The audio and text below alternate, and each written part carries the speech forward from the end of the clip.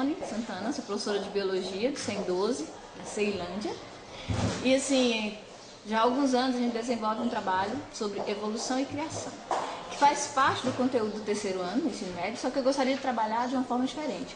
Então a gente trabalha, realmente, o aluno pesquisa e ele faz um debate, onde existe regras para esse debate, onde todos os alunos são obrigados a falar.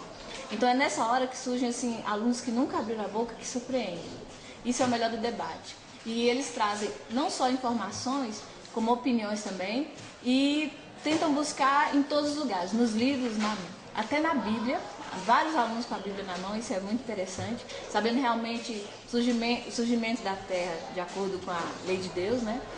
E esse trabalho, todo ano eu falo assim, não vou fazer esse ano, mas pelo que vocês assistiram aí, ou que vocês vão assistir, não sei ainda, vocês vão ver como eles se empolgam. Alunos que não precisavam estar assistindo, eles estão lá assistindo, estão quietinhos, porque eles gostaram do tipo de trabalho que foi feito.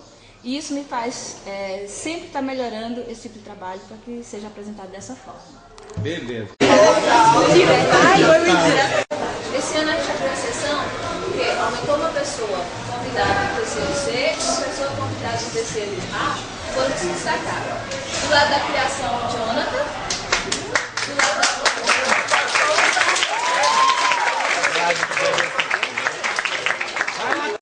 nós vamos começar 5 minutos de criação, quem vai abrir o debate vai ter 5 minutos para fazer a sua apresentação e defender a criação, tá? Depois vamos passar para a evolução. 5 minutos a evolução vai ter para abrir o debate e falar a que veio a evolução. Lembrando que isso não é um debate religioso, não é um debate religioso, é uma troca de ideias, é uma afirmação de dentro da tese de cada um, certo? Por que existe a criação, por que nós devemos acreditar, o que ela fala? Por que existe a evolução, o que os cientistas falam, o que devemos acreditar? Depois disso, cada um pode formar suas opiniões, ok? Bom, depois que cada um abrir o debate, a gente vai começar um pouquinho diferente da sala. Cada lado tem 10 pessoas que vão poder fazer perguntas. E depois ele vai ter 30 segundos para fazer a pergunta. Pode escolher quem vai perguntar, para quem ele vai perguntar. A pessoa se recusar, o grupo já perde. Se recusar, outra pessoa não vai poder responder no lugar, tá? Senão vai demorar muito para dar. Então, recusou, já perdeu aí. Aí vai voltar 1 minuto para a réplica. Aí ele vai comentar sobre a pergunta. E assim, até que todos falem. As outras 10, além das 10 pessoas que vão perguntar, qualquer pessoa pode ser perguntada. Porque nenhum lado sabe quem vai poder perguntar do outro lado. Certo? Todo mundo aqui. Ok. Vai ter uma outra pessoa, que não é a pessoa que pergunta, para encerrar o debate.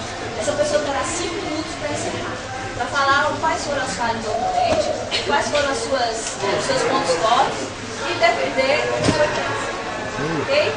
E em seguida a gente vai falar com o debate. Quero pedir para quem vai julgar que seja assim, super criterioso. Observem bem o que cada um vai falar, vocês ficam escolhidos porque eu confio em vocês. E na hora de julgar, ninguém vai poder conversar um com o outro. Cadê o Luiz? Não vão poder conversar um com o outro.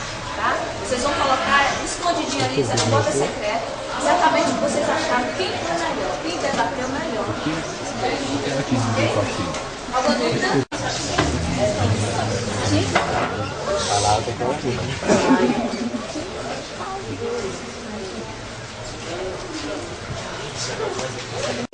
O criacionismo não pode ser considerado uma ciência. O conceito de ciência é muito complexo para ser datado a qualquer coisa. Ciência é uma coisa analisada, pesquisada e criteriosamente provada. E essas são as características do evolucionismo. Porque o evolucionismo é a teoria preocupada em explicar a origem e a evolução dos animais ao longo do tempo. Essa é a função dos evolucionistas.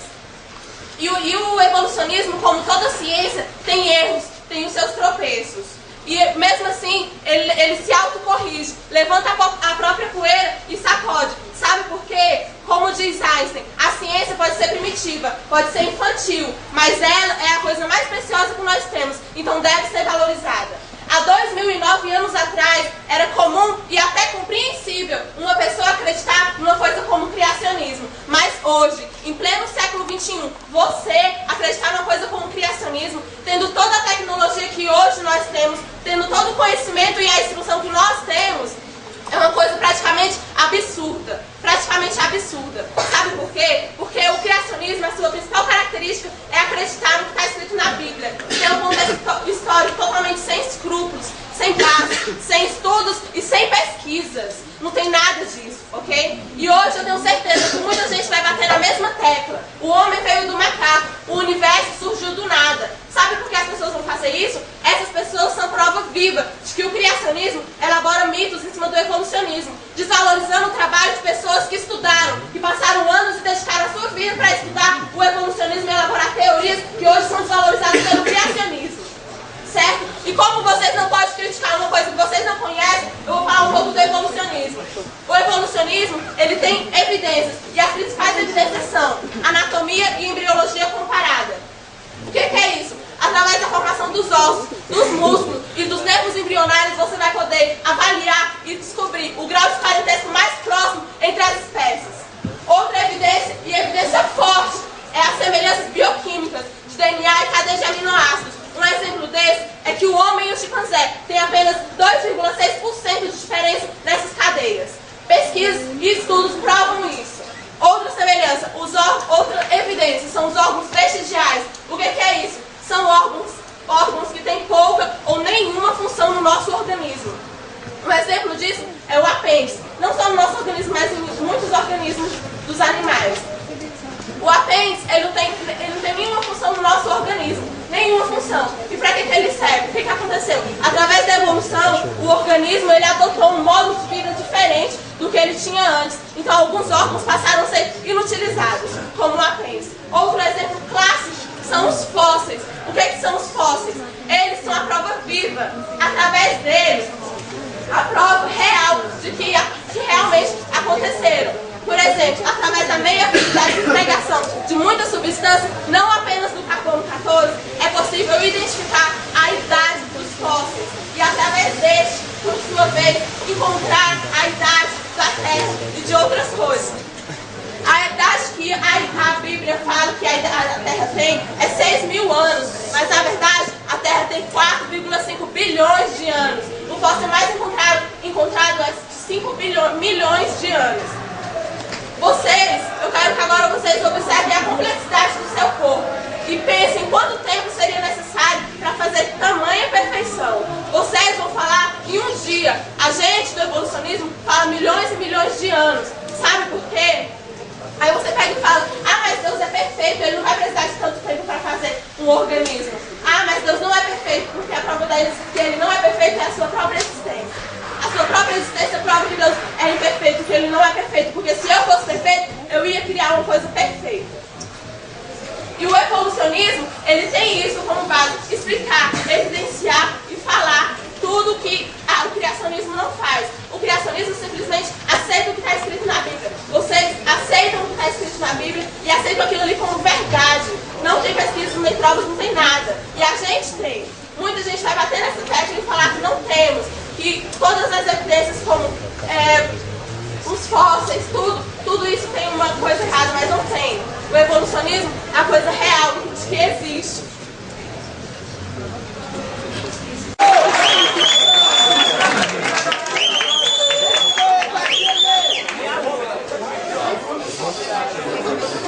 Coisas da criação, como demonstraremos durante o debate. E a criação, ela não se baseia apenas em religião. A gente estuda e nós somos um bando de bitolados que acredita em uma coisa que não tem sequer nenhum tipo de fundamento.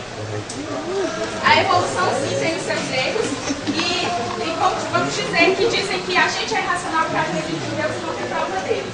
Então, vai dizer agora que você estava lá observando que do nada surgiu uma matéria e dessa matéria surgiu todas as vidas. E agora você vai dizer que é irracional acreditar na existência de Deus, sendo que você também não viu que existe uma matéria que explodiu. É irracional acreditar nisso também.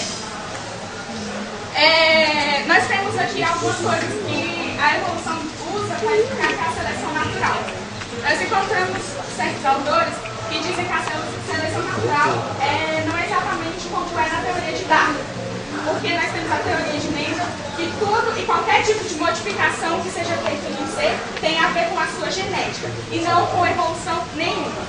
Sem contar que a seleção natural, ela se encarregaria de eliminar os seres durante o tempo. Porque se os peixes evoluíram para vivos, anfíbios para répteis e assim sucessivamente, pense só, um peixe, ele, quando ele estivesse evoluído, ele não teria, no caso das patas, ele não teria mais nadadeira para poder nadar, mas também não teria umas patas completas para poder andar e seria eliminado. Então a seleção natural, ela pode ser classificada como, por exemplo, dois animais que brigam pela coordenação do seu território, como os leões, que são animais que brigam. O mais forte vence, sim, mas isso não é evolução, é instinto. Os fósseis, eles não podem ser característicos, porque você encontrar um pedaço de um maxilar que é parecido com o do homem e ter certeza e dizer que ele é um antecessor do homem, não é fundamento respeitado. E assim você diz que tantas coisas no nosso corpo não tem função e a gente evolui, é porque a gente não perdeu essas coisas e evoluindo, porque ele tem tantas coisas desnecessárias ao nosso corpo. Então, a própria evolução, ela mesma por si se destrói e qualquer outra coisa, qualquer outra coisa que nós debateremos aqui, é a nossa referência.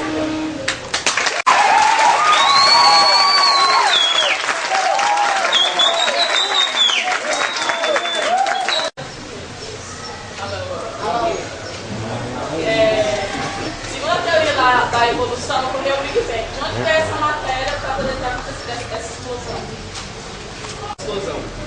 Antes desse processo, toda a matéria e energia se encontravam concentradas como uma densas de esfera constituída por hélio e hidrogênio. Desse modo, com a suposta explosão, a energia liberada expandiu a matéria e o universo, através de ações químicas que foram dadas pelas próprias condições do universo, o que desencadeou essa evolução e toda a criação do resto da matéria. A criação nunca existiu e nunca ocorreu esse Big Bang, porque tudo foi criado por um ser perfeito denominado Deus. E ele é um ser onipotente, onisciente e onipresente. Se você ainda não respondeu, não tiver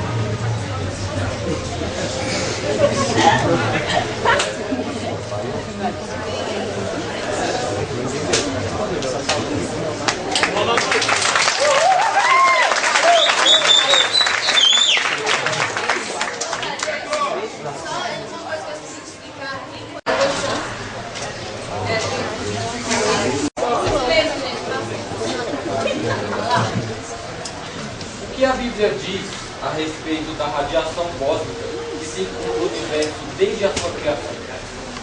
A Bíblia diz a respeito da radiação cósmica que circunda o universo desde a sua criação.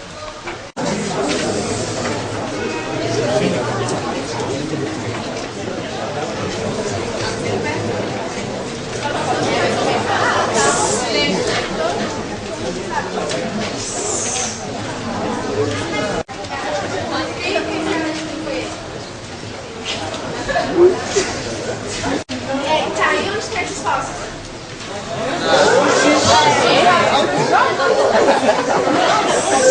Radiação cósmica você não me respondeu. Veio uma coisa que não tem nada a ver. Você não sabe o que eu digo. Segundo a ciência, a radiação cósmica ela vem do Big Bang. E a radiação cósmica ela vem sendo circundada há cerca de 20 milhões de anos. Isso é certo afirmar a evidência de que o Big Bang realmente ocorreu. E no final da década de 20, o astrônomo Hubble ele afirmou que o universo está em constante expansão. Isso é certo afirmar a teoria de que o universo teve início e terá um fim. O Big Bang foi uma explosão. Para haver uma explosão tem que haver um aquecimento, tem que haver calor. Então como é que vocês ficam com um planeta feito de 75% de água, mas hoje do calor, fogo, explosão? Uma quente e densa esfera constituída por hélio e hidrogênio. Desse modo, com a pós-explosão, a energia liberada expandiu as matérias e formou o universo.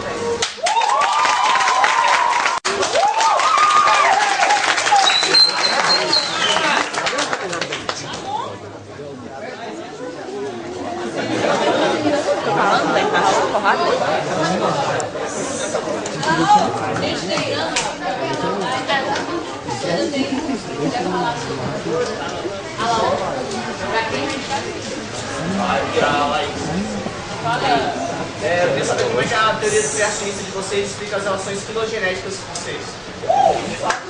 Fato, tá na vida. Isso não significa que toda espécie tem que ser diferente, todo gênero tem que ser diferente. Que ele criou, e cada animal conforme a sua espécie é um fato. Mas isso não significa que tem que ter diferença. Todo gênero tem que ter diferença.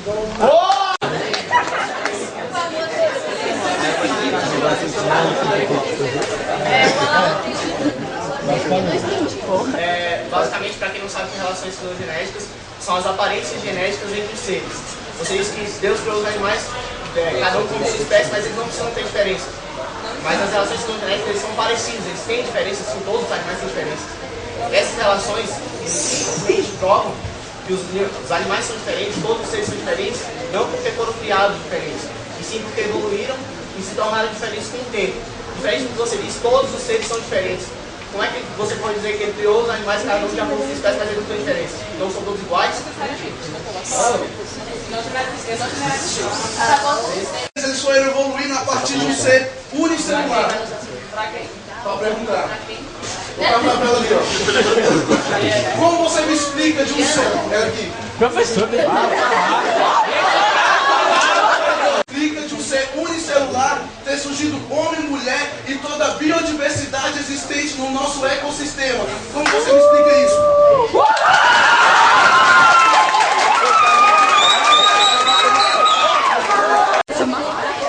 Como todos viram, a resposta dela não foi convincente à minha pessoa. Como você me explica a complexidade da visão, a complexidade do cérebro, que é uma máquina humana, a complexidade de uma mulher conseguir gerar uma vida dentro dela, ser obra do acaso, ser obra do nada?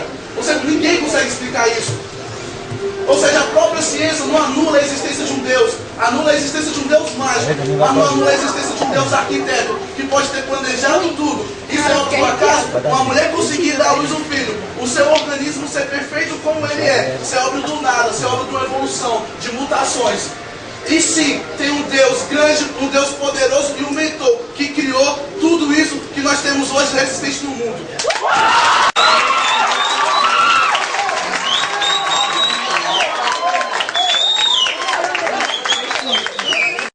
Como uma arca do tamanho de 3 estádios de futebol consegue abrigar mais de 30 milhões de espécies, sendo que hoje só existe 1% dos animais total que existiu desde aquela época, por causa da extinção, não levando em consideração a hibernação dentro da arca, porque nem todos os animais podem hibernar, e também levando em consideração os animais que têm específicos, os animais que têm certo lugar que não tem outros por para habitar.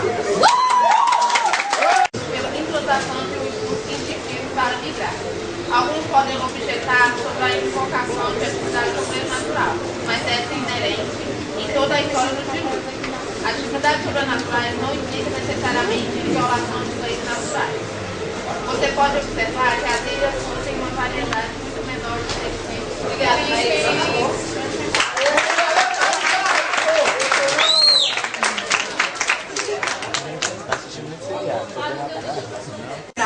mais de 30 milhões de espécies. Por quê? Hoje é comprovado que desde aquela época existe hoje 30 milhões de animais. Mas naquela época quer dizer que existia muito mais, já que hoje só tem 1%. Então, os animais durante os anos sofreram evolução. Essa evolução foi o que determinou em que local eles ficaram, desde o surgimento da Pangéia. E como é possível alimentar mais de 60 milhões de espécies de animais dentro de uma arca? Como é possível eles ficar dentro do habitat natural, 60 milhões, se vai existir carnívoros? Como é que eles iam, o animal, o leão ia comer, ia se alimentar, se ele necessita de carne, dos seus nutrientes? E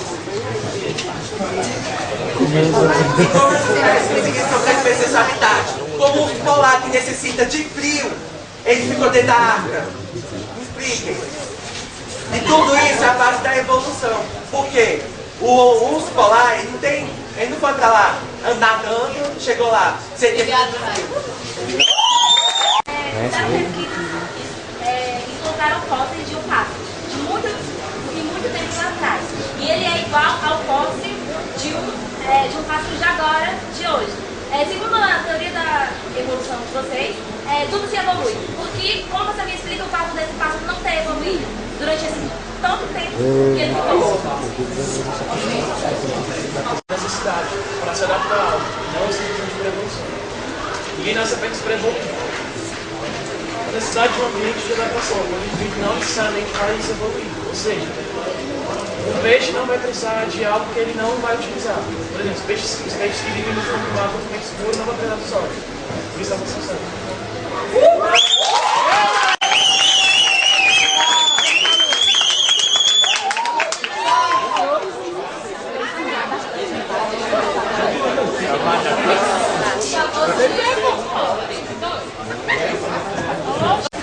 vocês deveriam evoluir. Por que ele não evoluiu também? Ele deveria ter pelo menos algum respeito de evolução. E na teoria de vocês, tudo que evolui. Então, tudo que evolui, ela é falha. Então, ela não é correta, ela não é uma teoria correta. Então, a sua teoria está errada. Ela não explica tudo do fato da evolução. Então, a evolução não ocorre em todos os animais, então ela é falha. De acordo com o ponto de estudo que vocês têm para a Bíblia, Cão ou Cã, depende da pronúncia, era o filho mais novo de Noé. De acordo com a Bíblia, foi ele que povoou, depois do dilúvio e tal, foi ele que povoou a África, a Ásia e os Ameríndios, que no caso os antigos moradores das Américas. Como se foi só uma pessoa que povoou todos esses continentes, como essas pessoas podem ter etnias e características tão diferentes?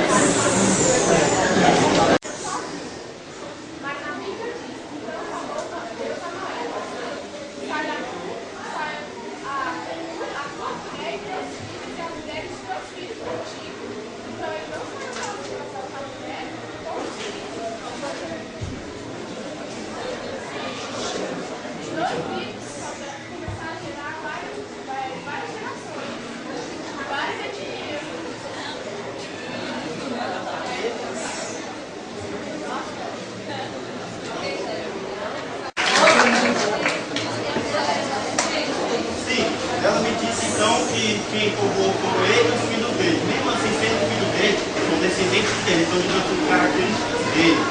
Então, como o africano pode ser comparado com o asiático, o japonês, é totalmente diferente. Além da cor de pele, que é tonalidade totalmente diferente, tem também a característica dos olhos dos japoneses que são pintados, diferentemente do africano. O nariz também do africano é mais chato e mais largo, enquanto que as pessoas asiáticas são mais finas. Como essas características assim foram tão diferentes se não foi evolução? Fica aí a pergunta.